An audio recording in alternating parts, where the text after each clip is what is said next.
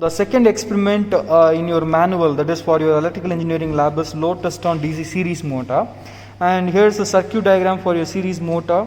So the components present in this particular experiment is your voltmeter, ammeter, tachometer, rheostat, and rheostat is not used, and your motor, okay, DC shunt motor. And the main thing what we have to take cautious about doing this experiment is, as I have discussed earlier in our subject, the speed of the DC motor will be, the inverse starting current will be more to the motor. We have seen the relation, N is proportional to, your torque is proportional to flux into IA. Your flux is proportional to your armature current, so your torque will be proportional to IA square. So in that, there will be more amount of speed once you start the motor. That is, your speed will be more than the rated speed what is present in the motor.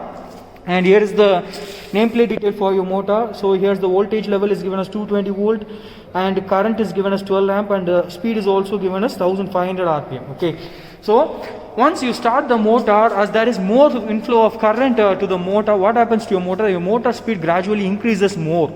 Okay, so if we that is, it will run beyond the rated speed. That is, it will run at 2000 rpm or 2500 rpm, etc. So what we have to do for that is, initially we are starting the motor with the load itself. Okay, so as I said the disadvantage of by increasing, if the motor is going to run behind the rated speed, what happens? The stability of the motor has been loosened, and what happens? Your motor starts vibrating. Okay, so it will not, it is not safe for the person who is doing the experiment, as well as it will not give the efficient output. So what we are doing is, we are starting the motor by giving torque to the motor. So here is the torque what is given, a load what is given to the motor. You can see with the help of the tension using this belt and spring balance, I have given load to the motor while starting the motor itself. So now I have started the motor, and the starter what is being used for a series motor is 2-point starter. That will be only 2 points. That is L and A. L is nothing but your line, A is nothing but your armature. The field is absent in the motor. Why? Because the field winding and armature winding are in series to each other. That is why there is no separate armature connection and field connection. Only there is armature connection alone. Okay. So coming back to the experiment, what we are going to do is, we are going to do the load test. Initially I have given the load, that is why the motor is running at speed less than the rated speed. Now we are going to measure the speed using tachometer, and you can see the speed of the motor, it is 1258. Why? Because if we have started the motor without load, your speed will be more than 1500 rpm, which is not safe for doing the experiment, and efficiency will also get reduced. Now I am going to apply load to the motor with the help of this, and vary the spring balance reading, and I am going to vary the value of current, as well as the voltage is almost maintained constant. Okay, now I am going to vary the value of current by using the spring balance reading. So initially the current value is 3 amp. I am applying load to the motor and increasing the value of current. Now the current value is 3.5. So 3.5 amp, 3.5. So now I am going to measure the speed of the motor.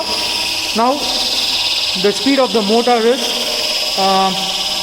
1060 rpm. Initially 1064 rpm. Initially we have seen 1200 rpm.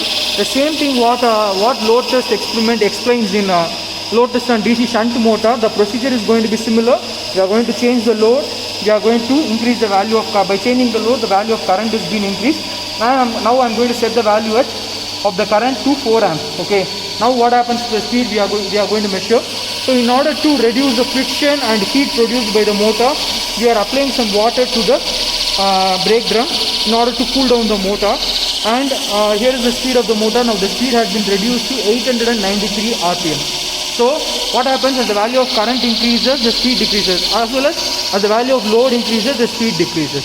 So this is what we are doing in this experiment. After that, we are going to measure the values. The value which is measured using this voltmeter and ammeter is supply voltage, line current and speed, and spring balance readings are noted, and torque, output and input power efficiency as its own formula. We are going to calculate those values using those formulas, right? So, and we are going to draw the graph, and here's the calculation, and here's the model graph. For that, we are going to draw a graph between speed as well as torque, and output power versus torque, and speed versus output power, efficiency versus output power, and line current versus output power. This is what